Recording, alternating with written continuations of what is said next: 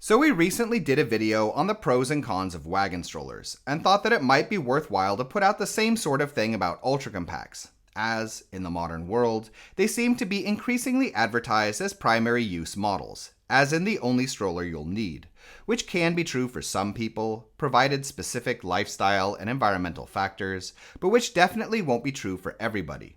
And to make our take on this clear then, today we're going to go over what we see as the advantages and disadvantages of ultra compacts in general, as directly related to the sorts of uses and environments they'll work well for, as well as where they'll fail for you.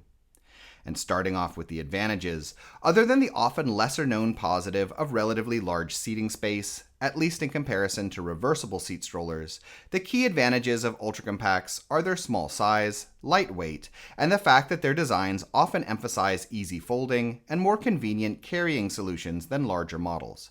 And as a result of these positives then, they can be very useful for three sorts of use. The first being travel, where models that fold down to within cabin luggage limits have an obvious advantage for air travel, but where even models that exceed these dimensions may be useful for rougher travel destinations, if they bring with their larger size a bit of increased terrain capability and durability. Secondly, ultra compacts can be quite useful for heavily car-based lifestyles, as a stroller type that's easy to pop in and out of the trunk and possibly pair with a car seat that won't take up too much space. Parents who get an ultra compact for this sort of use often also want a larger model as well, which is necessary for any sort of off-roading, of course, or situations where you may want to cart a lot of other stuff with your stroller in addition to your kid. Though the truth is that there are also places out there, in particular in American suburbia, where there may be no need to get an additional larger model at all. And lastly, ultra compacts can also function as one's primary stroller without a car as well, provided that one lives somewhere with very smooth streets, doesn't need much in the way of carrying capacity beyond your kid, preferably won't need to use a stroller for more than a few short trips each day, though there are a few hardier models out there like the Minu V2 that can take a bit more than this. And finally, have specific need for a stroller that's easy to fold and carry, such as, for example, if you need to fold your stroller in order to negotiate public transport throughout the day.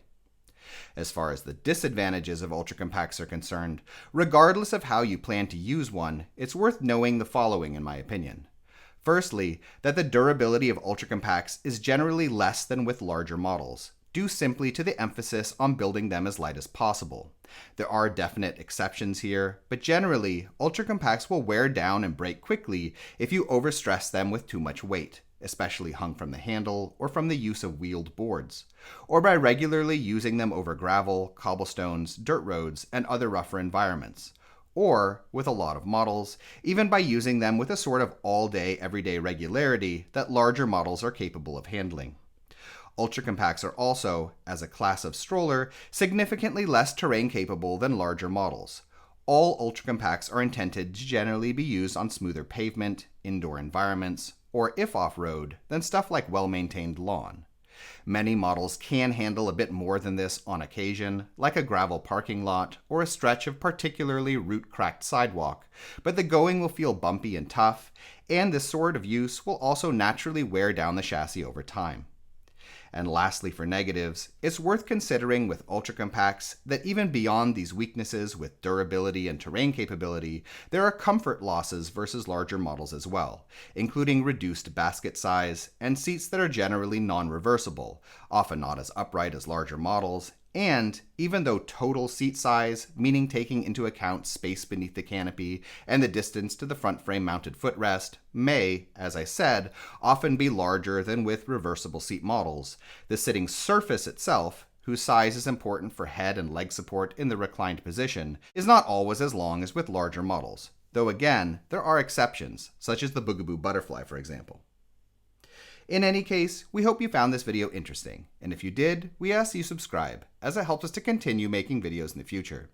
In addition, if you're currently shopping for a stroller, we have a buyer's guide available on our Patreon page, as well as through channel membership, which lists a wide range of models that we recommend, with a lot of technical and lifestyle-related information. You can find it by following the link in the description. Thank you.